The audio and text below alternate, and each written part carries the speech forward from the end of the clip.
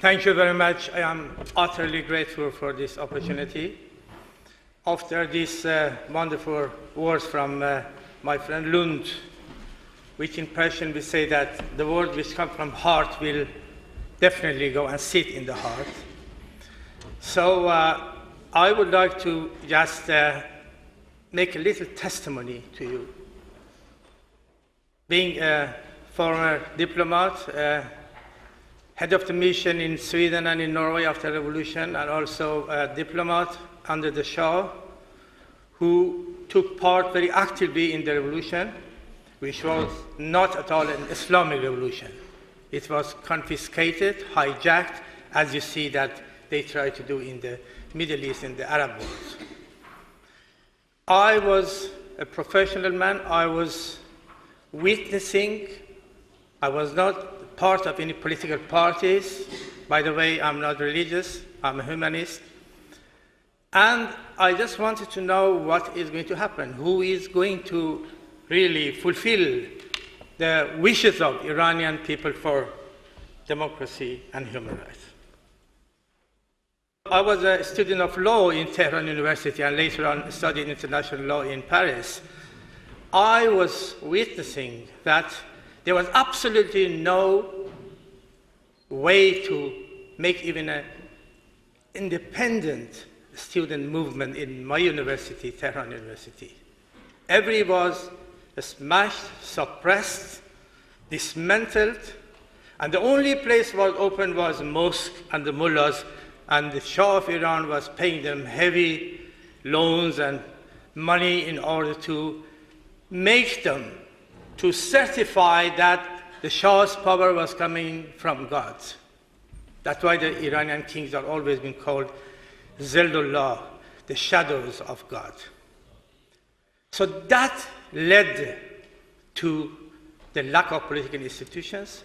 All the progressive people, all the people who were fighting for democracy and human rights, they were in chains, they were jailed, they were chased away from the country, and the way was paved is a vacuum for the mullahs to take over and confiscate that wonderful revolution where shoulder by shoulder many of us from different parts of Iran, religious, ethnic minorities, ministries, we were all marching toward Tehran and other cities and chanting for democracy and human rights. So that is one of the big reasons that today we see also in the Arabic and the Islamic world and so-called Arab Spring, this vacuum also is making a sort of problem for the nations today. I'm happy about Tunisia. We'll see that could be a good paradigm for the future. The best impediment, in my opinion, as a witness, as a career diplomat, as a person who was not involved in any political parties, was that the West forgot that this arrogant fundamentalism could be only contained by the progressive Muslims. You can't do more. We cannot do the job. In the Middle Age, everybody knows, the historians they know in this country, that who contained the Pope in Roma, who was also a Wali Faqih, who was also putting a representative beside any emperors in Europe. Who did it? Martin Luther, who stood up and said, this is not my Islam, and this is not the way I look at my Christianity, and this is not my Jesus. I was a student in university. I saw that Mr. Masoud Rajavi, as a Muslim, he was also the law student. He tried to generate an organization which stood for a democratic, secular Islam. And that is what really we need today in the world. Why these people, they come and fill up this vacuum suddenly? If there is a vacuum, Muslim Brotherhood, the others, they come and just fill it up. Because there is no ideological, serious ideological confrontation with Islamism and Islamic fundamentalism. Europeans, they have seen the result of that that who tied up this mess in the Middle Age? It was the progressive Christians. And who is going to tie up this mess in the Islamic world? It is the people who are progressive, who are us interpreting Islam in a democratic, secular, human way. And I think, in my opinion, I couldn't fight in that Iran. I was just witnessing as a diplomat. Who is going to do what? What is going to happen? And then the Mujahideen Khalq become the strongest political party in Iran. And they stood towards Khomeini, and they say to Khomeini that we didn't make the revolution to establish an Islamic state. We being Muslim, we Mujahideen, we are against. We think that the Islamic state will lead to the fascism. Khomeini has invited Mr. Masoud Rajavi and Mr. Abu Shabji, who is just standing there, to come and ask them, what do you want? We have Islam, and you are a Muslim, you are Mujahideen Khalq, you are Muslim. What do you want? Do you want that I give you the post of presidentship, post of the prime ministership, ministries? What's the problem? And Mr. Masoud Rajavi, you correct me, Mr. Abu Shamsi, if I am really mistaken. Mr. Masoud Rajavi said, no, this is not that Islam we are looking for. We don't want to jump from the frying pan to the fire, as they say in English. We don't want to jump from the eske to ild, as we say in Scandinavian language. We want to have a democratic Iran. We fought for democracy. We paid by our blood. And Khomeini told them, no, we don't have anything to talk. I was witnessing that. It was coming in the news. And after that, the whole community of Iran got divided between two sides. I am saying this as a witness. And as my dear friend, Mr. Boumedra has made a good testimony today about the United Nations. I want to make my historical testimony towards you. As a neutral diplomat sitting and lamenting about this flow of fundamentalism trying to galvanize the revolution. So, the society was divided into two. From one side was Khomeini to the party, those communist parties who were for one-party system, imperialist. They thought the fight is now to fight America and imperialism and capitalism. And the Imam is Khomeini, and even the two theologians, the biggest, the leader of them, he said that Khomeini is the continuation of Marx and Engels. And from other side, we had the Mujahideen, we had all the democratic forces, and also Mossadeghists, and they stood for an election. And there was an election. I was myself the head of the embassy in Sweden, and we put the polls there, we put the box, a voting box.